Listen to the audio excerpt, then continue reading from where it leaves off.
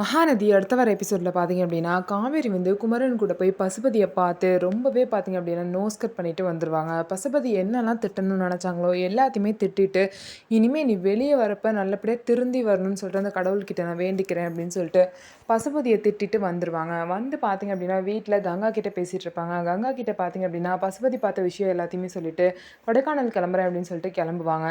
இன்னொரு சைடு விஜய் வந்து காவேரிக்கு கால் பண்ணி எடுக்க மாட்டா அப்படின்னு சொல்லிட்டு டென்ஷனில் குமரனுக்கு கால் பண்ணுவார்.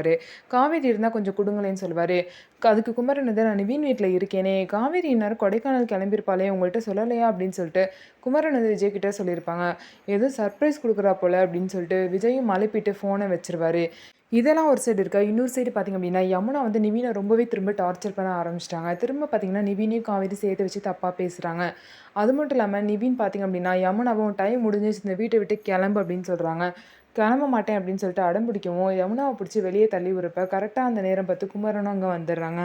குமரன் பார்த்திங்க அப்படின்னா நிவினையும் யமுனாவும் சமாதானப்படுத்துகிற மாதிரி பேசுகிறாங்க. இது எல்லாம் போக விஜய் பார்த்திங்க அப்படின்னா காவேரியை தேடி பஸ் ஸ்டாப் போகிறாங்க.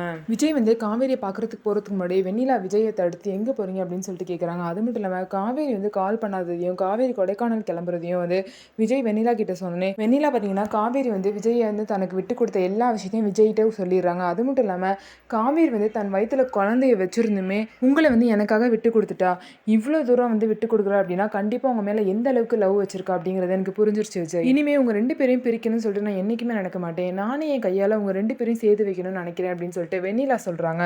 உடனே விஜய் பார்த்தீங்கன்னா வெண்ணிலாவையும் கூட்டிகிட்டு காவேரியை பார்க்க போகிறாங்க. அங்கே போய் வெண்ணிலா விஜயும் காவேரியும் சேர்த்து வைக்க போகிறாங்க.